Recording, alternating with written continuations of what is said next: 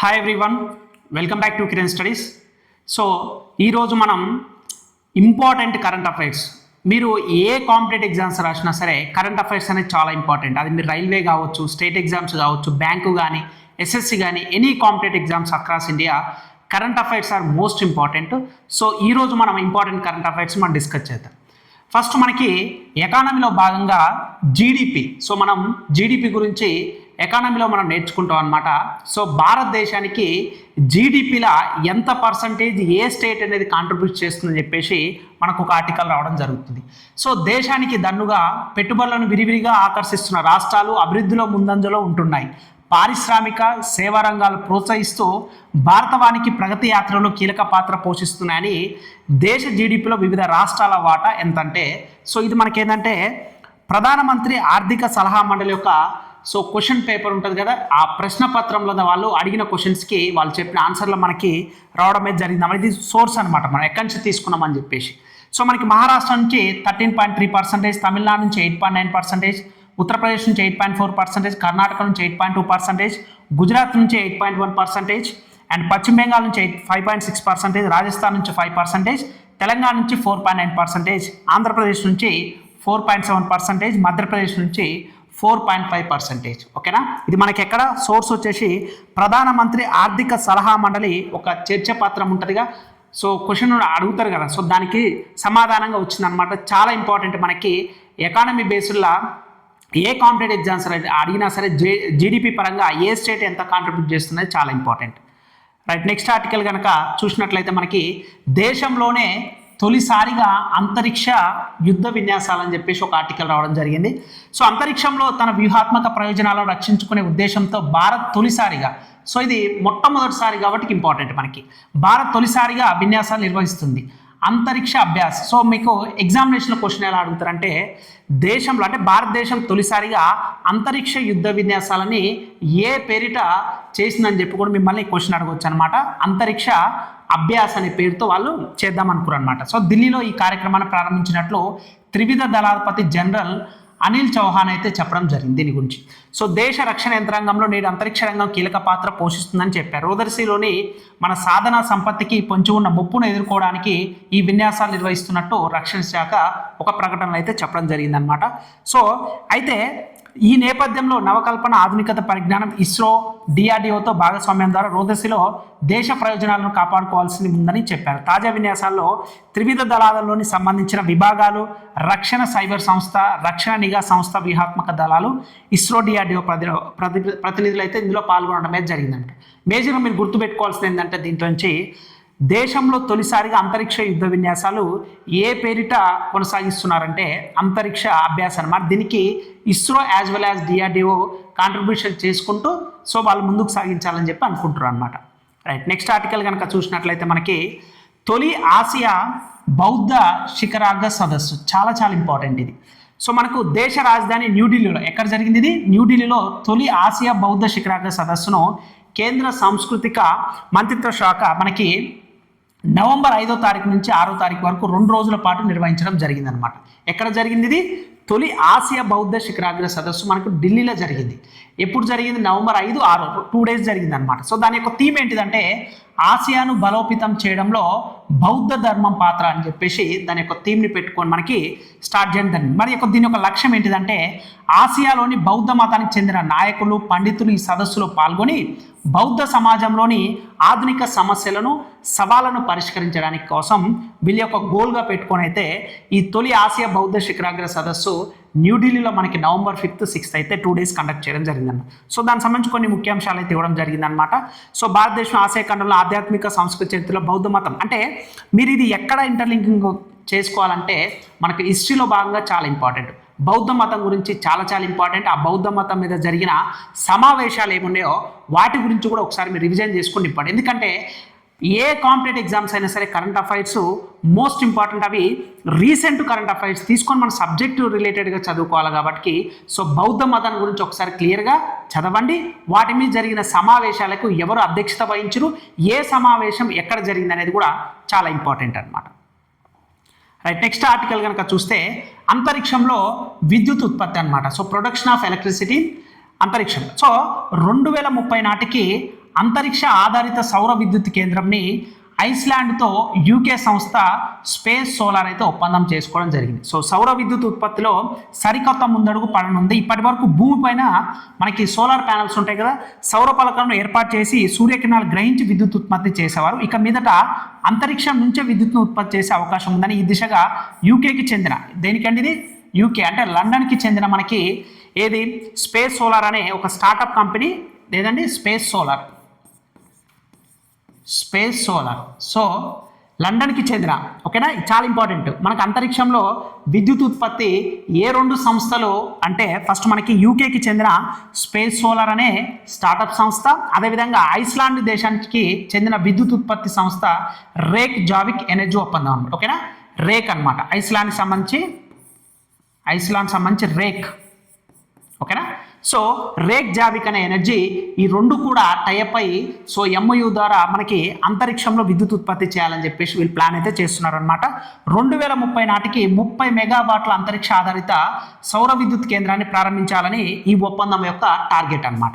So సౌర విద్యుత్ స్వచ్ఛమైనది, పర్యావరణ రహితమైనది అయినప్పటికీ ఉత్పత్తిలో పలు సమస్యలు ఉంటాయి. వాతావరణ ప్రతికూలంగా ఉండి మేఘాలు ఏర్పడినప్పుడు సౌర విద్యుత్ ఉత్పత్తి కాదు. ఈ సమస్యకు పరిష్కారంగా అంతరిక్ష ఆధారిత సౌర విద్యుత్ కేంద్రాలు నిర్మించాలని ప్రతిపాదన 1970 నుంచి కూడా ఈ యొక్క ప్రపోజల్ ఉందన్నమాట. కాకపోతే మనకి సోలార్ ప్యానల్స్ ఉండాలంటే సన్లైట్ ఉండాలన్నమాట. బట్ మేఘాలు వచ్చినప్పుడు కానీ వర్షాలు వచ్చినప్పుడు కానీ సో మనకి బేస్డ్ ఆన్ ఎన్విరాన్మెంట్ ప్రకారమే సోలార్ ప్యానల్స్ అనేది వర్క్ అవుతాయి. కాబట్టి అదొకటి ఒక క్రిటికల్ కండిషన్ కింద చెప్పవచ్చు. అంతరిక్షంలో సౌర విద్యుత్ ప్యానల్ ఇంతకాలంగా ఆచరణ సాధ్యం కాదని భావిస్తున్న ఈ ప్రయత్నానికి ఇప్పుడు స్పేస్ సోలార్ రేక్ జావిక్ ఎనర్జీ ముందడుగు వేస్తున్నాయి. భూమికి 35,786 కిలోమీటర్ల దూరంలో ఉన్న జియో సింక్రోనస్ కక్షలో ముందుగా ఫోటోవాల్టిక్ సోలార్ ప్యానల్స్ని ఏర్పాటు చేస్తున్నారు. గాలి, మేఘాలు, ధూళి వంటి ఆటంకాలు లేకుండా నేరుగా ఇవి సూర్యకిరణాలు గ్రహించి విద్యుత్తుగా మారుస్తాయి. విద్యుత్తును సూక్ష్మ తరంగాలుగా మార్చి భూమి మీదకు పంపిస్తాయి. భూమి మీద ఏర్పాటు చేసి రిసీవర్లు ఈ సూక్ష్మ తరంగాలు మళ్ళీ విద్యుత్తుగా మార్చి గ్రిడ్లకు పంపిస్తాయి అనేది చాలా ఇంపార్టెంట్. ఇది మనకి సైన్స్ అండ్ టెక్నాలజీ చాలా ఇంపార్టెంట్. అంతరిక్షంలో విద్యుత్ ఉత్పత్తి 2030 నాటికి మనకి ఎంత అనుకోండి 30 మెగావాట్స్కి ఏ రెండు కంపెనీస్, సో యూకేకి సంబంధించిన ఒకటి, ఐస్లాండ్ సంబంధించి చాలా ఇంపార్టెంట్. వాటి యొక్క నేమ్స్ కూడా అడుగుతారు, స్పేస్ సోలార్ అని చెప్పేసి, అదేవిధంగా రేకు జావిక్, ఈ రెండు కూడా ఇంపార్టెంట్. స్పేస్ సోలార్ అండ్ రేక్ జావిక్ ఈ రెండు కూడా మనకి ప్లాన్ అయితే చేయడం జరుగుతుంది అనమాట. ఇది గుడ్ ఇనిషియేటివ్ ఇది. రైట్, నెక్స్ట్ ఆర్టికల్ కనుక చూస్తే స్పేస్ క్రాఫ్ట్ పరిశోధనలకు ఇస్రో అండ్ ఐఐటి మద్రాస్ రెండు కూడా మనకి ఎంఓయూ ద్వారా మనకి ఏంటి ఐఐటిఎం ఒప్పందం అనమాట. So spacecraft launch vehicle thermal మేనేజ్మెంట్పై పరిశోధనల ప్రత్యేక కేంద్రం ఏర్పాటుకు ఇస్రోతో ఐఐటి మద్రాస్ సోమవారం ఒప్పందం కుదుర్చుకుంది. పరిశోధనకు కావాల్సిన మౌలిక సదుపాయాలు ఇస్రోకు 1.84 కోట్ల నిధులను సమకూరుస్తుందని ఇస్రో కార్యకలాపాలకు పరిశోధన సంస్థ కేంద్రం నోడల్గా సెంటర్గా ఉంటుందని ఐఐటి మద్రాస్ ఒక ప్రకటనలో పేర్కొంది. ఈ మేరకు industrial consultancy and sponsor research dean ఆచార్యులు, సో వీళ్ళ మనకు అవసరం లేదండి, స్పేస్ క్రాఫ్ట్ పరిశోధనలకు ఏ రెండు ఎంఓయూ ద్వారా కుదుర్చుకోవడం ఒప్పందం జరిగిందని మిమ్మల్ని ఎగ్జామినేషన్ అడుగుతారు. ఒకటేంటిది ఇస్రో అండ్ ఐఐటి మద్రాస్, ఈ రెండు గుర్తుపెట్టుకోండి దీని నుంచి మనకి. రైట్, నెక్స్ట్ వచ్చేసరికల్లా బగబగ భూమి. సో బగబగల భూమి అనమాట ఆర్టికల్. భయపెడుతున్న సంద్రాలు అత్యంత వేడి సంవత్సరంగా 2024. సో అత్యంత వేడి 2024 కింద మనం చెప్పడం జరుగుతుంది అనమాట. రికార్డు స్థాయిలో పెరుగుతున్న సముద్ర మట్టాలు WHO నివేదికలో ఆందోళనకరమైన విషయాలు. ప్రపంచ ఉష్ణోగ్రతలు మునుపెన్నడూ లేని స్థాయికి చేరుతున్న నేపథ్యంలో 2024 సంవత్సరం అత్యంత వేడి సంవత్సరంగా నిలబడబోతుందని ప్రపంచ వాతావరణ సంస్థ హెచ్చరిస్తుంది. అజర్బైజాన్ రాజధాని బాకులో సోమవారం కాన్ఫరెన్స్ ఆఫ్ పార్టీస్, మనకి కాన్ఫరెన్స్ ఆఫ్ పార్టీస్ కూడా చాలా ఇంపార్టెంట్. ఇది ఎన్విరాన్మెంట్ పరంగా మనకి అజర్బైజాన్ బాకులో కాన్ఫరెన్స్ ఆఫ్ పార్టీస్ 29 అయితే జరుగుతుందన్నమాట. సో విడుదల చేసిన నివేదికలో ఆందోళనకర విషయాన్ని వెల్లడించింది. స్టేట్ ఆఫ్ ది క్లైమేట్ 2024 పేరుతో రూపొందించిన ఈ నివేదిక భూతాపం అంటే గ్లోబల్ వార్మింగ్ అనమాట కారణంగా శరవేగంగా పెరుగుతున్న ముప్పును కళ్ళకు కట్టినట్టు సో వాతావరణ మార్పుల కట్టడికి అన్ని దేశాలు పటిష్ట చర్యలకు తీసుకురావాలని చెప్పి పేర్కొనడం మీద జరుగుతుంది. ఈ ఏడాది జనవరి నుంచి సెప్టెంబర్ మధ్య ప్రపంచ సగటు ఉపరితల ఉష్ణోగ్రత పారిశ్రామిక విప్లవం ముందు నాటి కన్నా 1.54 డిగ్రీల అధికంగా ఉందండి. సో ప్యారిస్ ఒప్పందంలో నిర్దేశించుకున్న 1.5 డిగ్రీల పరిమితిని ఇది తాత్కాలికంగా అధిగమించింది. సో ప్యారిస్ ఒప్పందంలో చెప్పుకున్నప్పుడు ఏముంది మనకి 1.5 డిగ్రీస్ కంటే ఎక్కువ అవ్వద్దు అనుకున్నారు. బట్ ఇక్కడ ఏంటంటే 1.54 డిగ్రీలు అంటే 1.5 కంటే 04 degrees అనేది మనకి ఎక్కువ అయింది కాబట్టి ఇది తాత్కాలికంగా వచ్చింది. తీవ్రమైన ఎల్నినో పరిస్థితులు పెరుగుతున్న గ్రీన్ హౌస్ మరియు సాంద్రతలు ఈ ఉత్పత్తి కారణం. సో దీర్ఘకాలిక ఉష్ణోగ్రత 1.3 degrees ఉన్నప్పటికీ అందులో స్వల్ప పెరుగుదల చోటు చేసుకున్న ముప్పు తీవ్రతలో ఉంటుంది. సముద్రాల వేడి 2023లో గరిష్ట స్థాయికి చేరుకుంది. ఇది ఏడాది కూడా సో సాంకేతిక అంటే వేడి మనకి వస్తుందని చెప్పి అనుకుంటున్నాం. సో చాలా ఇంపార్టెంట్ ఆర్టికల్. ఎందుకు అసలుకి ఎందుకు టెంపరేచర్ పెరగడానికి గల మెయిన్ రీజన్ ఏంటంటే గ్లోబల్ వార్మింగ్. ఒకటి పొల్యూషన్ అవ్వచ్చు, ఇండస్ట్రీస్ అవ్వచ్చు, సో ఫ్యాక్టరీస్ నుంచి వచ్చే వాట్ ఎవర్ ఇస్ రీజన్ ఏదైనా సరే మనకి గ్లోబల్ వార్మింగ్ ఏంటంటే కార్బన్ డైఆక్సైడ్ ఎప్పుడైతే మనకి ప్రకృతిలోకి కార్బన్ డైఆక్సైడ్ ఎప్పుడైతే రిలీజ్ అవుతుందో అదేం చేస్తుందంటే ఈ టెంపరేచర్ని ట్రాప్ చేసుకుంటా, అంటే మనమున్న ఆవరణ వ్యవస్థలోనే ఈ రేడియేషన్ అనేది ఎమిట్ అయ్యి స్పేస్లోకి వెళ్లకుండా ఈ కార్బన్ డైఆక్సైడ్ పట్టు ఉంటుందన్నమాట. అలా హోల్డ్ చేయడం వల్ల ఏమవుతుంది, మనకి గ్లోబల్ వార్మింగ్ అనేది పెరిగిపోతుంది. So this is serious issue అనమాట. ఎన్విరాన్మెంట్లో ఖచ్చితంగా దీని నుంచి కాన్ఫరెన్స్ ఆఫ్ పార్టీస్ 28 ఎక్కడ జరిగింది, నెక్స్ట్ కాన్ఫరెన్స్ ఆఫ్ పార్టీస్ 30 ఎక్కడ జరగబోతుంది, కాన్ఫరెన్స్ ఆఫ్ పార్టీస్ 29 అజర్బైజాన్ బాకులో జరిగిన దాంట్లో మెయిన్ ఇంపార్టెంట్ కీ పాయింట్స్ కూడా చాలా చాలా ఇంపార్టెంట్. అదేవిధంగా ప్యారిస్ ఒప్పందం గురించి కూడా మనం చాలా డీటెయిల్గా నేర్చుకోవాలి. రైట్, నెక్స్ట్ చూసినట్లయితే అణుశక్తితో నడిచే విమాన వాహక నౌక కోసం చైనా కసరత్తు. సో మనకి అణుశక్తితో నడిచే విమాన వాహక నౌక ఏ కంట్రీ తయారు చేస్తుందంటే చైనా అని చెప్పొచ్చు అనమాట. సో భారీ యుద్ధ నౌక కోసం ప్రయోగాత్మకంగా ఒక అణు రియాక్టర్ను చైనా నిర్మించినట్లు ఉపగ్రహ చిత్రాలు, చైనా ప్రభుత్వ పత్రాలు వెల్లడిస్తున్నాయి. సో దీన్ని బట్టి అణుశక్తితో నడిచే విమాన వాహక నౌక తయారీ కోసం ఆ దేశ ప్రయత్నాలు మొదలుపెట్టినట్టు నిపుణులు విశ్లేషిస్తున్నారు అనమాట. సో ఇప్పటికీ చైనా నౌకదళం ఇప్పటికే ప్రపంచంలోనే మొదటి స్థానంలో ఉంది. పైగా తన సాగర శక్తిని వేగంగా ఆధునీకరిస్తుంది. అణుశక్తితో నడిచే విమాన వాహక నౌకలను సమకూర్చుకొని పూర్తి స్థాయి బ్లూ వాటర్ శక్తిగా ఎదిగేందుకు అడుగులు వేస్తుంది అనమాట. సో అణుశక్తితో నడిచే విమాన వాహక ఏ కంట్రీ ఇనిషియేట్ చేయబోతుందంటే చైనా. ఇది ఒకటి గుర్తుపెట్టుకోండి మీరు. రైట్, నెక్స్ట్ వచ్చేసరికి మనకి భారత్ ఇండోనేషియా గరుడ శక్తి విన్యాసాలు అనమాట. సో ఎగ్జామినేషన్ అడుగుతారు మనకి గరుడ శక్తి అని చెప్పేసి ఏ రెండు కంట్రీస్ మధ్య విన్యాసాలు జరుగుతాయి, ఎక్సర్సైజ్ జరుగుతుంది అంటే సో మనకు భారత్ అండ్ ఇండోనేషియా చాలా ఇంపార్టెంట్.